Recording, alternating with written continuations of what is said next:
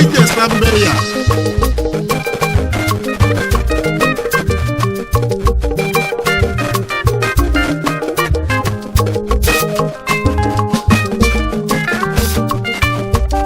maka 21/21 anyị kpọzie anyị sambe ya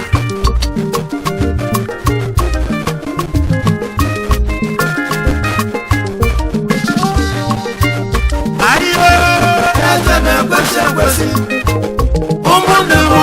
eze na-ekwesị ekwesị ndị be anyị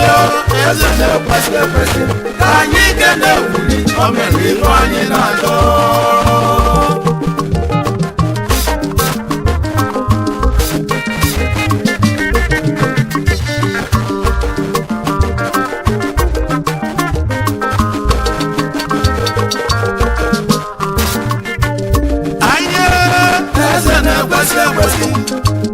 ụmụnne m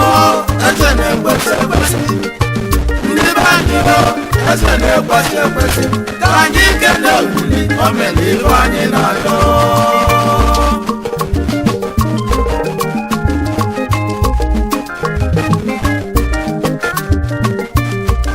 ụmụ Anambra steeti na-emeni ụmụ Anambra steeti na-alụ etu unu si wee pụta n'igwe wee bụrụ vootu tụọ n'iwuli mana ibe agbara ụmụ Anambra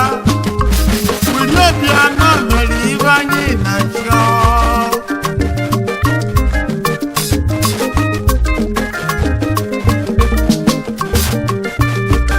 o kwesịrị ka anyị ike na-ewuli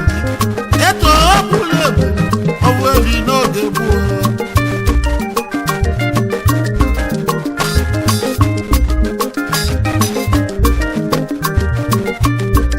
nwanne m onye emela ọgụ n'ọgụ ga-elu nwunye ụlọ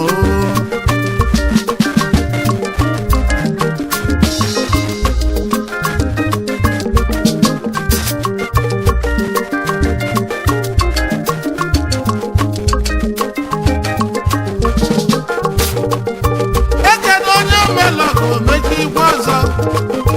ekene ọbụla ebu na ọgbụ enyi n'oge gboo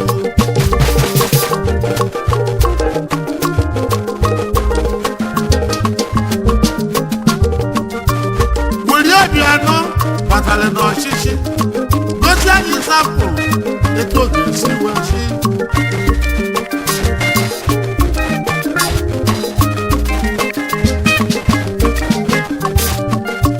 obodo bụ na adị na Anambra steeti ketara 20 million ọ ji edozi ibebe mama shapụ aka ọlụ wuli nye ka eji asị wuli is working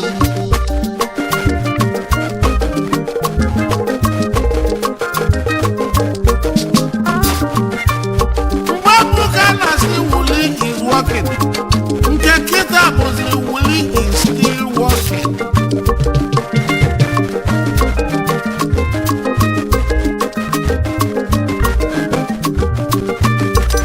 onye ọbụla ga-achị Anambra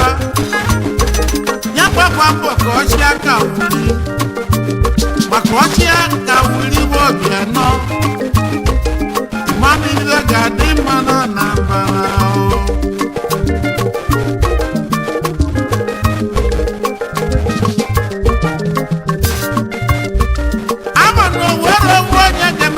ọra niile mma ụfọdụ na-ekwu mma ụfọdụ na-ekwu njọ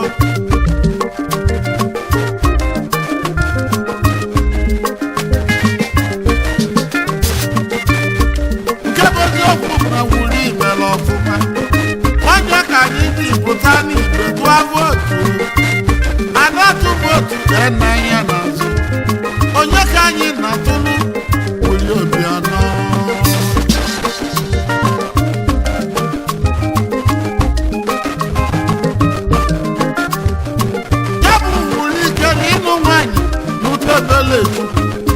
Ebelechukwu nwunye Obianọ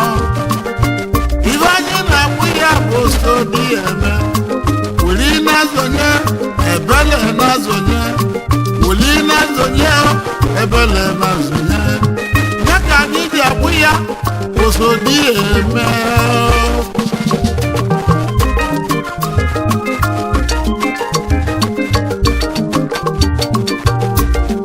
onye ụbịam ọ na-azụ ọma ọkachie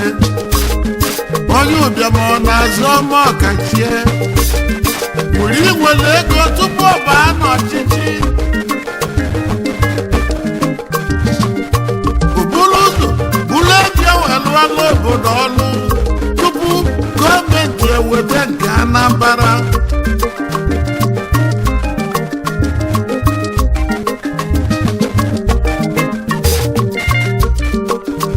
ọkwa mkpanụ na-eme were ikwe nkwanụ na-eme ụfọdụ kweligborogo nkwa moto gwebụ ụmụ Hilux masị emere eme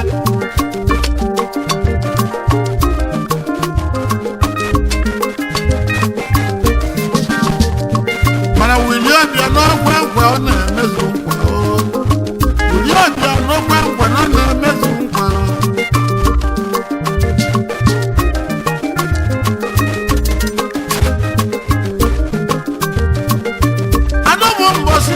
eji kpọta weli ibe ọkwa na Anambra steeti bụ ụnụ nye m nkwado aka m edozi Anambra onye ọbụla kwewe oyoyo mana ọ bụ ibe wuri gbalị m Anambra onye mara ino na-ezu ori nye nwere nwayọ soro ebe ọ ga-ana n'ọchịchị ihe na-asọ ndị ori nsọ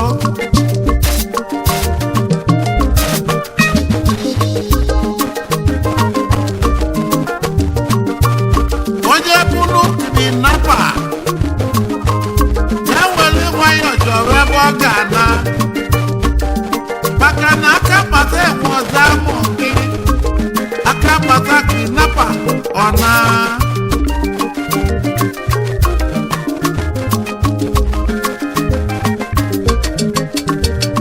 Willie Obianọ mere Anambra steeti otu oyi onye na-abụ ụlọ n'anyasị ọ larị ọfụma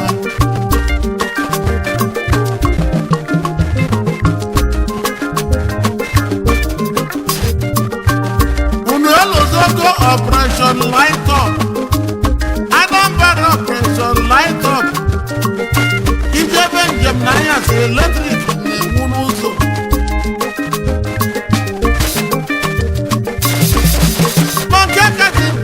isi Enugu wee jewe Ọnịcha bata Ọka ihe agabụla ya ova ịtọ ọkụ na-enwu n'elu ya bachi agwụ ọkụ Willie Obianọ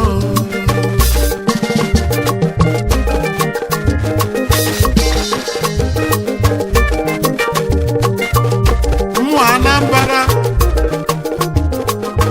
unu na-elizikwali rice Anambra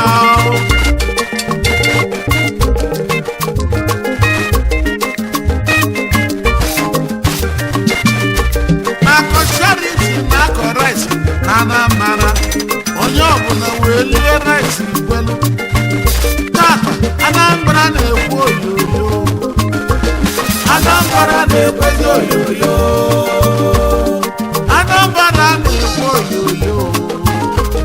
Anambra na-ekwezi oyoyo Anambra na-ekwezi oyoyo Anambra na-ekwezi oyoyo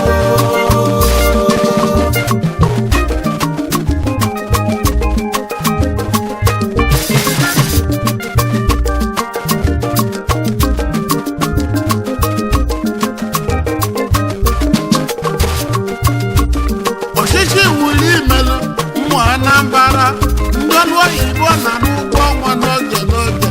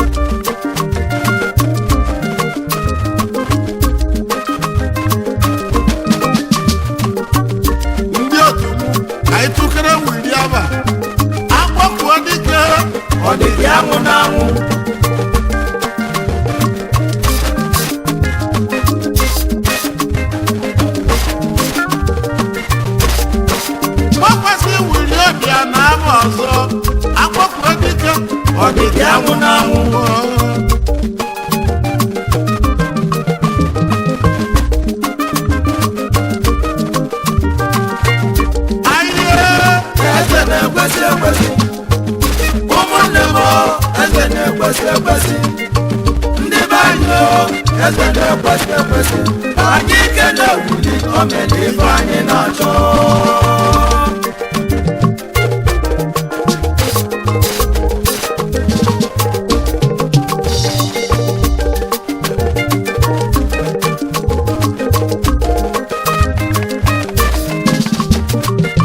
wuli nwanne m onye na-achụ gị nwe ada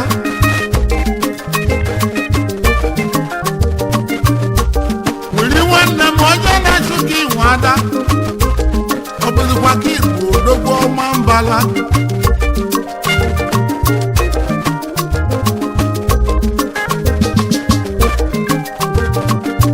ma ọma mbala niile ezulo wee chie wuli obia n'echichi ọ gịnị ka echiri wuli echiri odogwu ọma mbala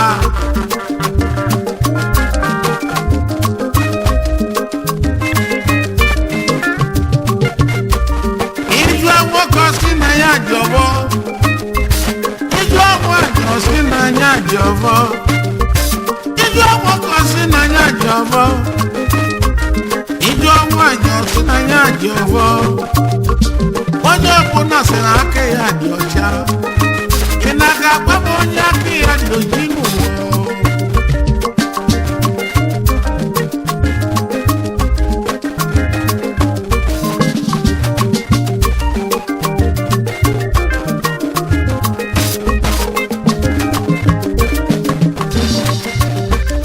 Ebelechukwu nwunye Obianọ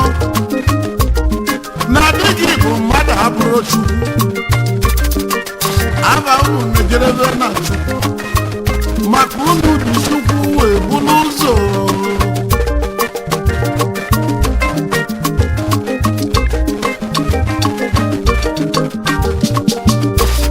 anọbụ mgbe a sị ka iwe na-eme elekshọn ọkụkụ ka o ji eme mgbe Michael Ọkpara na-achị Eastern Region ọkụkụ ka o ji eme Chukwu emeka ọ dị n'ego Chukwu makwa na ọ bụ ọkụkụ ka o ji aga ndị niile chịrị ọchịchị na-apụta na ọ bụ ọkụkụ ka o ji aga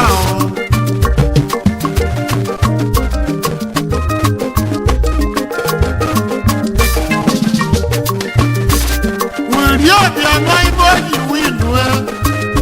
21/21 maka na o ji ọkụkụ eje ebe esela ọkụkụ ndị na-atụ vootu na-ajụ kedu ebe anyị ga-ebinye aka ebe a na-ebinye aka bụ n'ọkụkụ ka anyị ji aga maka na oke ọkpakwa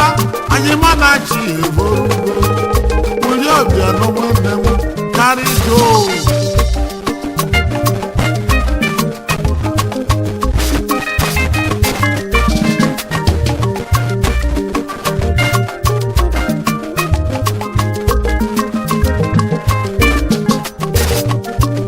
mana o nwere ahịhịa nna ya Wuli Obianọ isi zụgharị nsatọ ịkwado mmiri kelọpụ jiri aka gị rụtala anyị onye ya chi Anambra ka anyị nweta onye ya chi Anambra ka Wuli onye ya chi Anambra chekwa ka Wuli Obianọ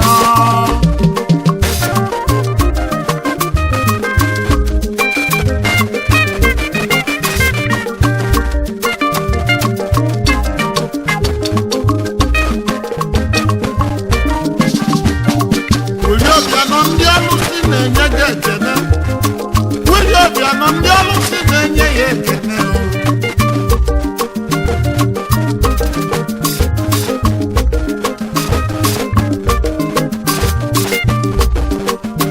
onye jebeli ji anara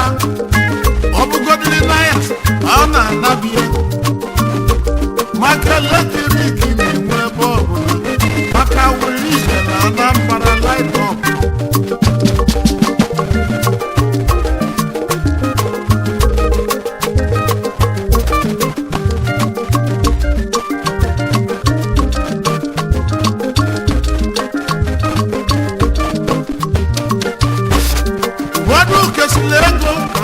gbasịa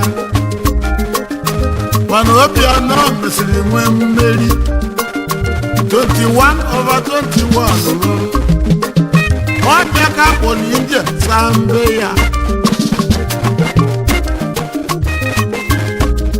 Sambeya Sambeya Sambeya Sambeya Sambeya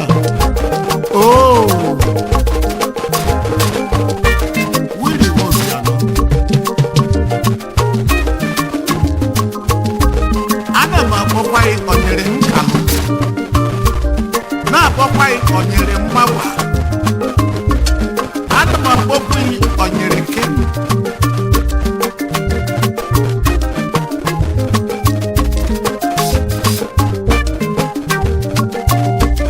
Willie Obianọ ekwela anyị nkwa na ọ bụ dị ala ịkwasị n'ọchịchị Anambra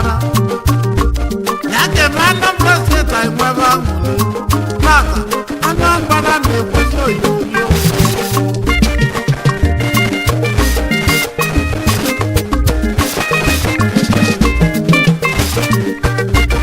Anambra na-ekwezi oyoyo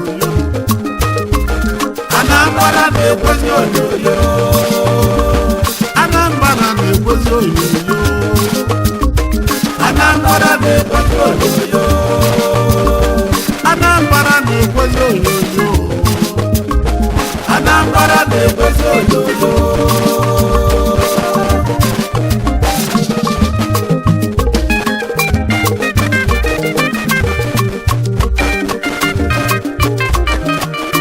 ana m anụ ka ị na-ekwu egwu mmeri egwu ntipịa egwu mmeri egwu ntipịa Sambeya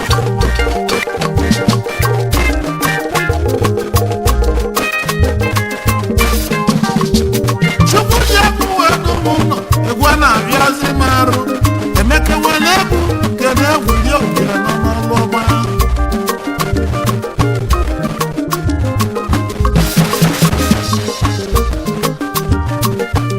Gozie Willie Obianọ nyere nkalụ Gozie Willie Obianọ nyere nkalụ ụfọdụ si na Willie enwere ihe ọlụlụ na Anambra mana emesịrị bacha bụ okwu asị onye ọbụla ji anya ya wee ọlụọma n'ime Willie lụrụ n'ime Anambra unu echetego na onugbu Anambra na-eji obodo oyibo unu echetego Anjọgwụ Anambra na-eji obodo ndị ọcha unu na-echego na ugwu Anambra na-eji obodo oyibo Anambra rice na-agbakịrịsị Anambra rice na ọkacha mma gwancha bụ akaọlụ Willie Obianọ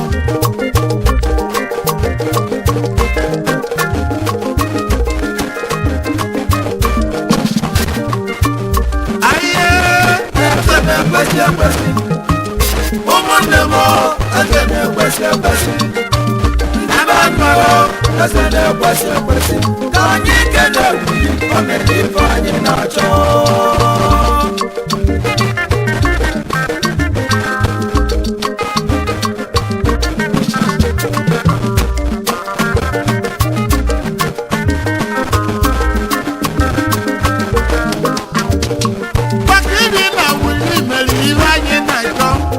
onye were bụrụ 21/21 iri eji kepụta Anambra steeti o nwere onye winu 21/21